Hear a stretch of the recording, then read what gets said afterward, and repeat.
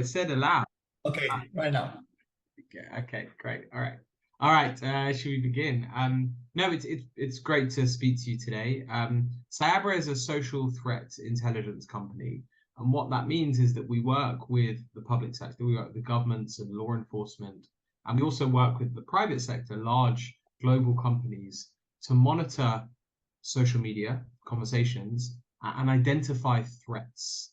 And so we fight disinformation, but disinformation in the widest possible form. So, our platform detects the behaviors and activities of malicious actors.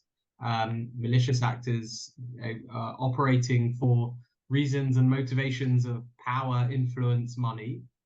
When the company was started over 5 years ago, the most common use case was working with governments around the world to track election interference. So, for example, Cyabra has worked in the past with the US State Department to track foreign interference in elections.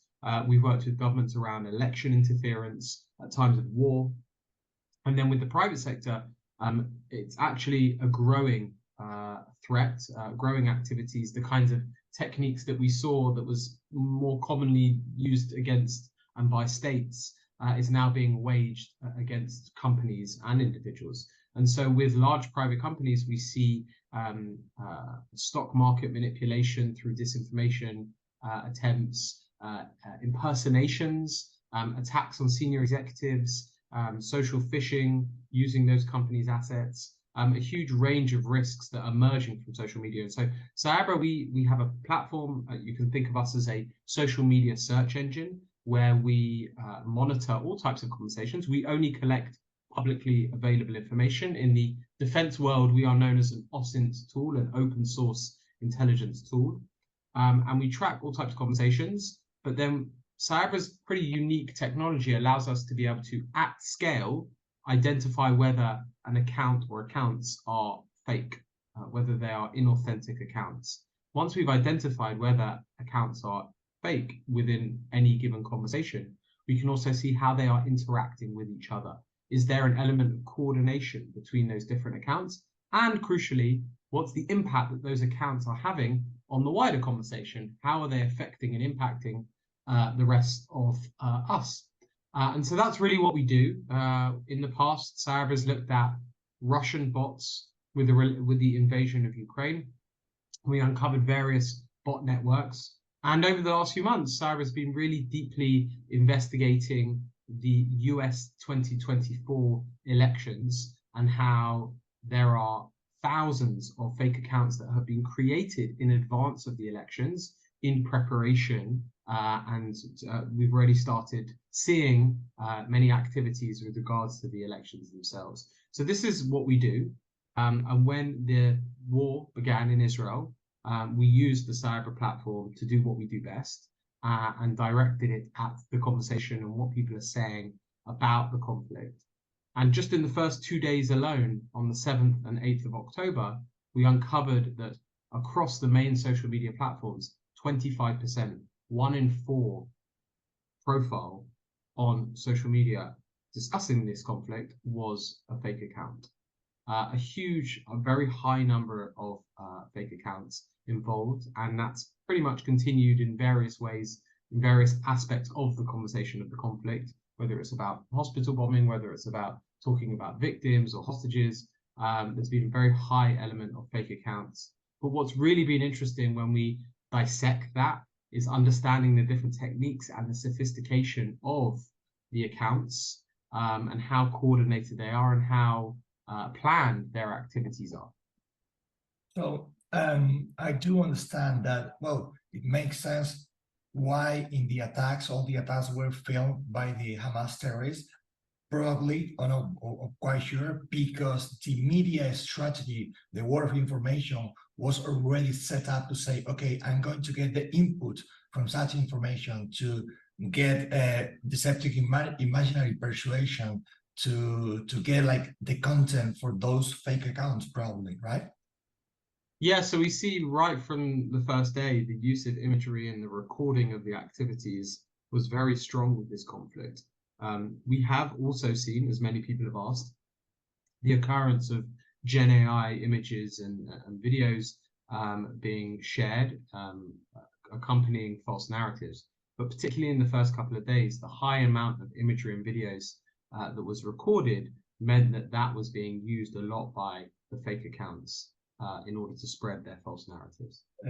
Do you believe that strategy has been overwhelming Israeli intelligence strategies in the war media, has been affecting all these trades in Europe, all the support from the pro-Palestinian trades in Europe, so they can say that they already were ahead in these kinds of attacks?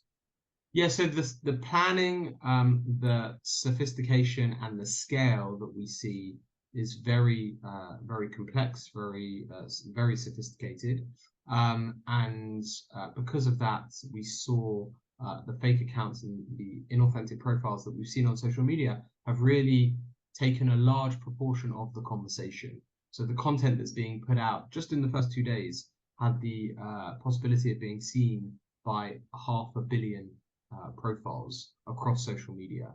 And if you think the way that we absorb information and we want to check the news, both in Israel, outside, journalists around the world, we often rush to social media to understand what we are seeing and to get the news. And so the fact that 1 in 4 accounts is very, very high, but also the amount of people that were seeing that content and the impact that that has is very high.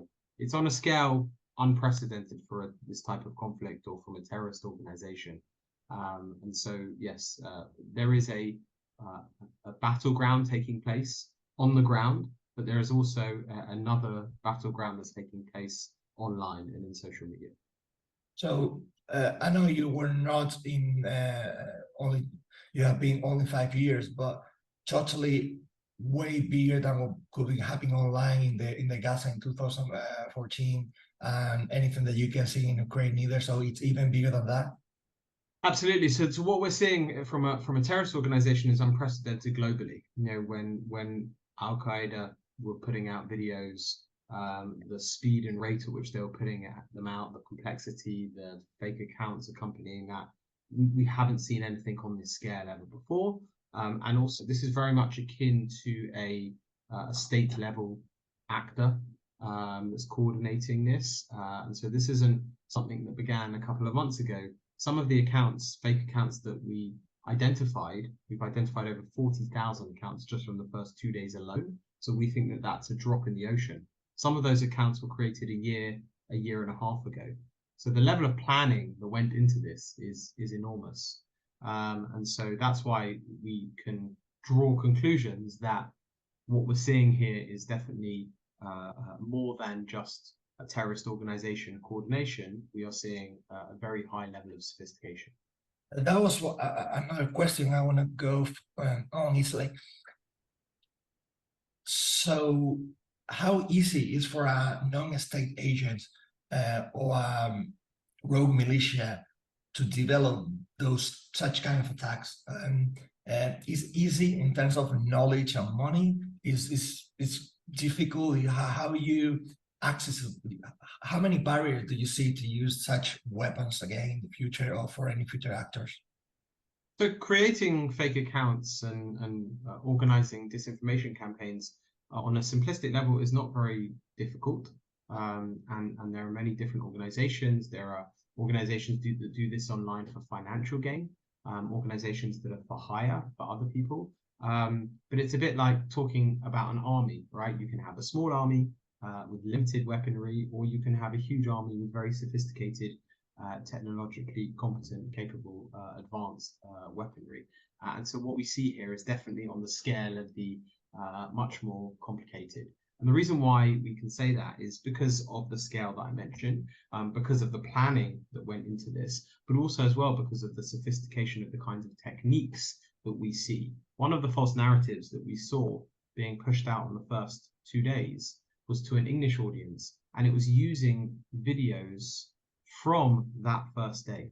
So within hours, the videos that were taken by the terrorists and then were published via Telegram mostly, of terrorists engaging and interacting with hostages, parts of those videos were taken, they were clipped. So they weren't edited, it wasn't false information, it was real videos that were taken and then accompanied with false narratives talking about the compassion and humanity that was being shown by the terrorists towards the hostages, then that narrative was being distributed en masse by thousands, at the same time. Often the same messaging, the same text, the same sentences with that video that was being distributed out in the thousands. In order to do that, that involves real-time execution. So you can't plan which videos and what exact narrative you're going to push out the day, the week, the month before. We saw other false narratives that looked like they were planned in advance. But the fact that there was within hours a decision of which videos are going to be used, how are they going to be edited, what narratives are going to be added, and which accounts, which of the thousands of accounts are they going to be distributed, involves a level of sophistication of real-time execution that again suggests the advanced nature of the operation behind this. So researching a little bit on the topic, I saw that, for example, Israeli defensive forces lately, but not really at the beginning of the conflict, they were buying ads in different social media. But how you can fight this kind of a strategy, and what do you think the Israeli defense forces are competing with this technology, or how are they doing that? So I think there are a few different conversations that are taking place about this. There is a conversation about share of voice and fairness and tone. How many people are talking about pro and how many people are against on either side. And that's a fair conversation to have, and those on either side of the conflict will be looking to advance their share of voice and getting their message out as much as possible. I think from Cyabra's point of view, we're always thinking about it from the perspective of malicious actors, of people who are trying to influence and trying to conduct for nefarious purposes. And so we are particularly focused on those fake accounts, right? Having a conversation with people on social media requires us to know that we're having a conversation with people on social media and not with fake accounts, not with bots. If we were to walk into a room full of people to have a conversation and everyone was talking and putting forward their voice, that would be fine. But if we walk in and 25% of the room is actually a mannequin and they are still speaking, we wouldn't listen to those mannequins. We wouldn't listen to those statues. So it's the same here. Why would we do that? So I think one of the things that isn't always focused on is the fake accounts, and we should treat bots, sock puppets, avatars, inauthentic profiles with suspicion, because they've been created in order to push out a false narrative. And so that, I think, is an important part of the conversation that we at Cyabra particularly focus on, is what are those fake accounts? How many are there? What are they pushing out? And I think from our point of view, from a disinformation point of view, that would be the first place to start. In the recent weeks, do you see any evolution in that strategy? They are will following the same pattern instead of those fake accounts, or is changing along the way? Absolutely. So in the last few weeks, we see constantly changing. It's very, very fluid in its nature. The false narrative and disinformation campaigns being pushed out from the same source. And it's a bit like, to use the same analogy of the physical battleground, the generals are pushing out soldiers and placing them in different parts of the field. And so too here, we see different kinds of fake accounts being activated and then talking and discussing different kinds of narratives aimed at different audiences. And so, sometimes we see a new narrative that's being pushed out in Arabic, sometimes it's being in English. For example, the 24 hours after the bombing of the hospital where Israel was accused, and then it later turned out that it was Islamic Jihad, the number of fake accounts involved in the conversations around the key hashtags, hashtag El Hamdani Hospital, for example, was 36% of that conversation was a fake account. And so those fake accounts, those bots rushed to that conversation because that's the conversation that people are having. Social media is a big town hall, right? It's a big town square. That's where we have our conversation. And so the bots, the fake accounts, are constantly going to be adjusting, because that's where they're adjusting to the conversation that's taking place. Once I'm a government, I think the different route of action, course of action, if you identify the narrative, you identify the fake account, probably your OSINT team is putting together all the bases of your platform, right? So I understand it's feedback from your team, the platform, and the client. You don't need to give me precise names because of the privacy of your clients, but how will be a government actor acting against those fake accounts or a private company? Because since it's a huge scale attack or something like that, for example, you go easily boots account in foreign services where you cannot access. For example, if you go to Pakistan, how a Spanish company could be interfering with any actor working from internet service in Pakistan, apart from fighting online with the smallest way army, because I don't believe that many companies are having the such power to compete with those militias targeting, for example, how they proceed normally. Well, any info you can give us? Yeah, so the reason why there's been such an explosion in disinformation over the last few years is because it's so effective and it's so easy to hide behind these personas, and it's difficult to spot. So the companies and governments that we work with, they use our platform to try and uncover the activities and identify those threats. And the first thing you need to do is what is happening out there? What is that conversation? And again, like I mentioned earlier with Cyabra, what we're really focusing on is the proportion of the conversation that is a fake aspect, the bots that are driving that. And then we hone in. We can understand the whole conversation, but really honing in on those fake accounts that have been created is a particularly effective way to start. And so that's where those fighting disinformation would begin, to understand the conversation, understand the threats, understand the fake accounts, and then also understand who is leading that conversation, because many of us participate on social media, but not all of us impact the conversation in the same way. I know if I post something, I don't have many followers, so I'm not going to be as effective, whereas other people or different techniques are going to be. Posting hundreds of times a day is what we've seen over the last few weeks by some of these fake accounts, and so that's going to be very effective. And so just knowing what the conversation is, what are the kinds of actors involved, what are the kinds of techniques that people are seeing that are being carried out, allows a government to be, or allows any organization to be able to take decisions in a much smarter way, to engage with the social media platforms, to try and get those accounts taken down, and also to address the real people in the conversation in a slightly different way. If there's a whole big wide conversation and there's everyone saying 2 or 3 things, understanding that actually one of those narratives is really largely only being pushed out by the fake accounts allows you to address that in a different way. You can address the fake accounts and also speak to the real people in a much more sensible, mature way that allows you to then push back. Do you see this Hamas strategy targeting different audiences? For example, I guarantee you it's really difficult for the average Spanish people to understand or develop knowledge about the roots of the real problems in Middle East. So probably the audience for those misinformation is targeting, have you detected, US citizens, Europeans, so even Middle East in different languages. Is this strategy complex enough to be targeting different audiences to specify what kind of message they are getting?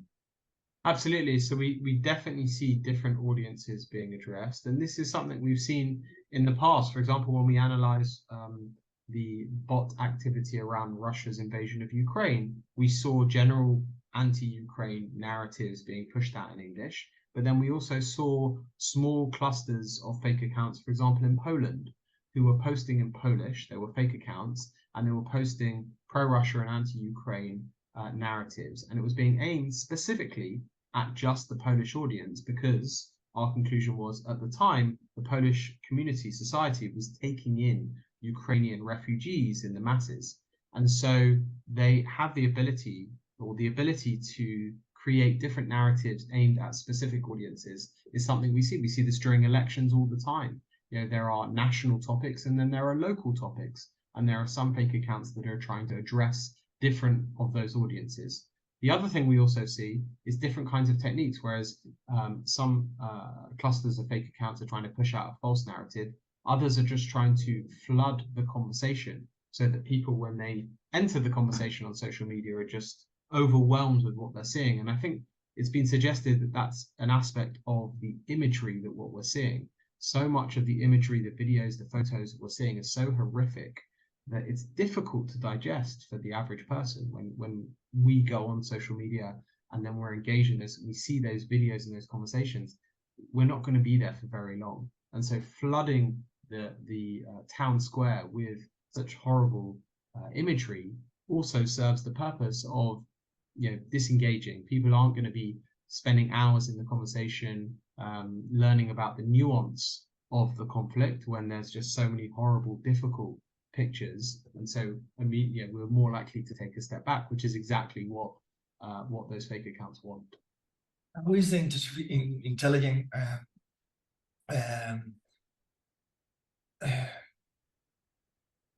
artificial is working in all of this? The AI, what is the key?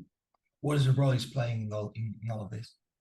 Yeah, so artificial intelligence is supercharging disinformation campaigns, but in different ways. Both the creation of the fake accounts themselves, also the ability to create more compelling and believable text content, especially for people who aren't English as a mother tongue, for example. If English isn't their first language and they're trying to create campaigns in English, then the ability to use Gen AI tools to come across as believable is much more advanced. And then, of course, there's images and videos. The other thing as well we're seeing is the ability to create lots of content for fake accounts that aren't actually related so much to the conflict itself. And so, for example, an account will post about the conflict and push out a narrative, and then they'll stop talking about that topic, and then they might talk about other things. They might talk about sport or their favorite singer or video games, and the ability to create that kind of content en masse in order to try and make those accounts more believable or to gain more followers is also very, very effective. So we see it being used across the board, both in terms of the creation of the accounts, the way that they behave, but also the content that they're putting out. So once you got your farm of bots, you can make them more believable all the time, using and replacing and moving. I think any monitoring or something in the Hezbollah Iranian side? What do you mean by that? Sorry. I mean, if you have been already a campaign from Hamas, but anything is coming out from the tension in different borders with the social media coming from Hezbollah supporters or Iranian supporters, or anything from that side?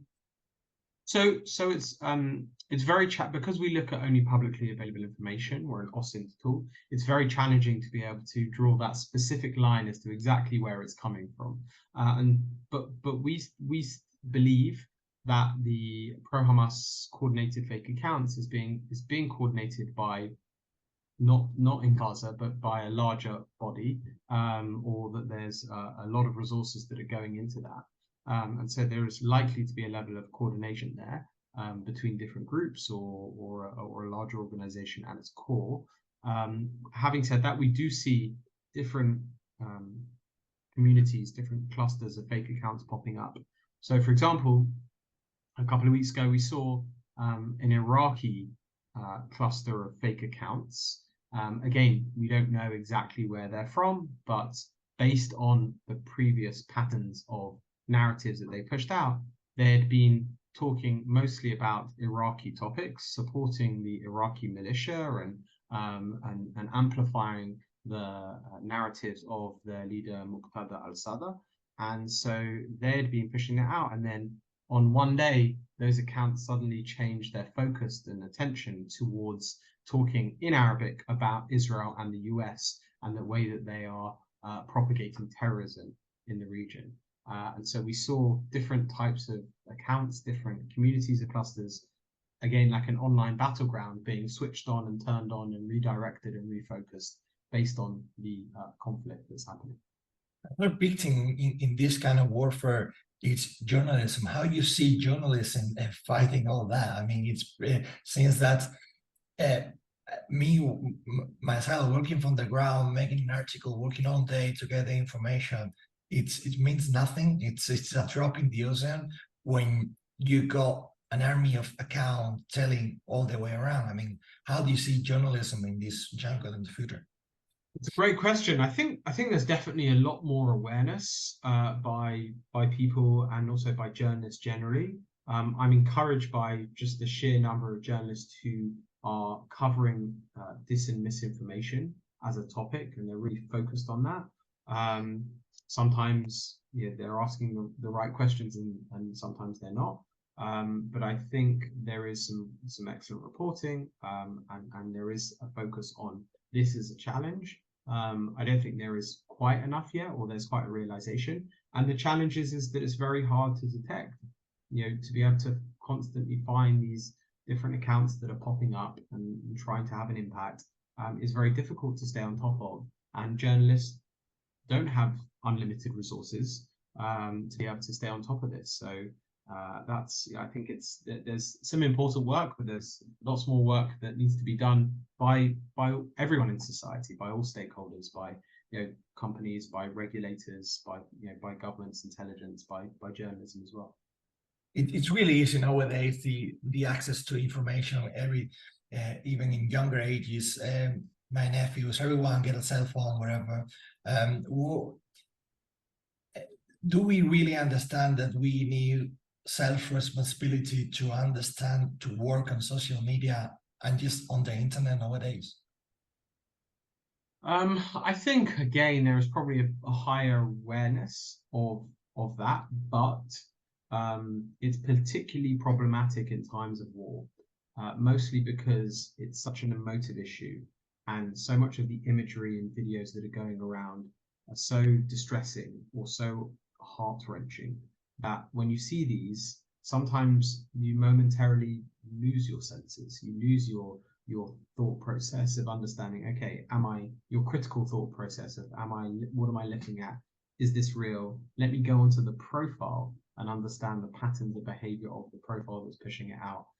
Do they look like they're exhibiting authentic behaviors? It's very, very difficult. So I think definitely we should all take time to spend another minute to try and understand about the content and also understand about the people that we're engaging with and the type of information that we receive. Yeah, it's a big challenge.